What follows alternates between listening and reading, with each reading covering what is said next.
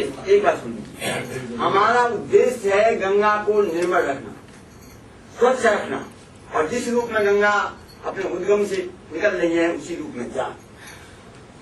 हमें समस्याएं क्या है वो देखना है, समस्याओं के आगे में झुकना नहीं है।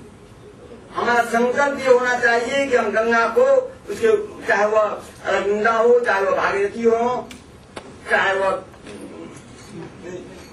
जो तीन नदी को हम लोग कह रहे हैं गंगा, तीनों के उद्गम से लेकर के गंगा सागर तक हम स्वच्छ, पवित्र और हमारे पुरखों के द्वारा जिस ढंग से दिया गया उसी ढंग से रखेंगे। अब ये नहीं उठता है कि समस्याएं आती हैं, अब उठता है कि क्या समस्याएं हैं, कितने आप पूरा कर सकते हैं, कितने आप पूरा नहीं कर सकते। इसलिए संसद है, इसलिए पंचायत है।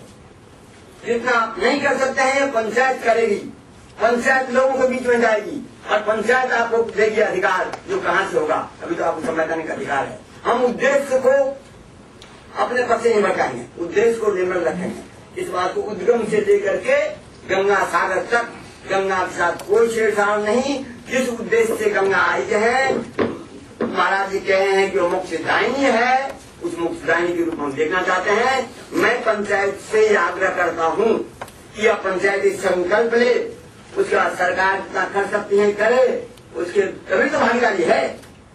और जितना सरकार नहीं कर सकता है, सरकार में जो कानूनी बाधाएं हैं, नेताजी ऐसे वकील हैं वो कानूनी बाधाएं दूर करें। यदि कानून नहीं है, हम लोग तो ब्रह्मा के लकीर को मिटाने वाले संविधान का कुछ अक्षर जो कुछ लोगों के द्वारा बनाया गया है वो संविधान ही बदलेगा।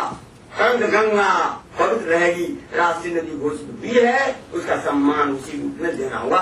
मैं इस पंचायत से ये कहता हूँ, पंचायती संकल्प ले।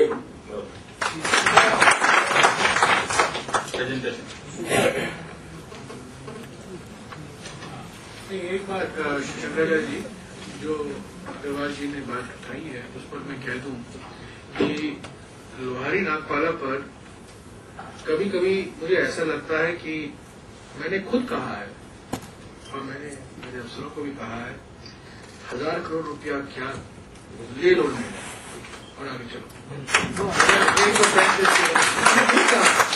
ये बात नहीं है, मैंने खुद कहा है, ये जानते हैं ये। और अगर इस निर्णय से लाखों करोड़ों लोग की आस्था पर एक सकारात्मक असर होगा, ये सरकार की जिम्मेदारी होगी। मैंने खुद कहा और मैं आपको यकीन दिलाता हूं, मेरा पोजीशन यही रहेगा कि इस रास्ते को बंद मत कीजिए, परंतु मैं वास्तविकता भी जानता हूं। सुनिए एक मिनट सुनिए। अफसोस की बात यह है कि मैं प्रधानमंत्री कार्यालय में काम कर चुका हूं, मैं वित्त मंत्रालय में काम कर चुका हूं, मैं ऊर्जा मंत्री रह चुका हूं, तो मैं तीनों मुख्य जो डिसीजन मेकर्स हैं उनकी मानसिक स्थिति को मैं समझ सकता हूं। तो जब मैं कहूंगा ये, मैं जानता हूं क्या रिस्पांस होगा प्रधानमंत्री जी से, वित्त मंत्री जी से और शिंदे जी से, मैं जानता हूं क्या कहेंगे। पर मैं अग्रवाल जी, मैंने उस विकल्प को कभी ठुकराया नहीं है, वो मेरे मन में है, मैं उसको सामने रखूंगा। और मैं आपको जानकारी दूं कि मैंने प्रधानमंत्री को चिट्ठी खत भी भेजा है। जब हमारी national Ganga river basin authority की मीटिंग हुई, जहां रवि चोपड़ा जी और सिद्दीकी साहब भी थे, उस मीटिंग के बाद मैंने प्रधानमंत्री को कहा है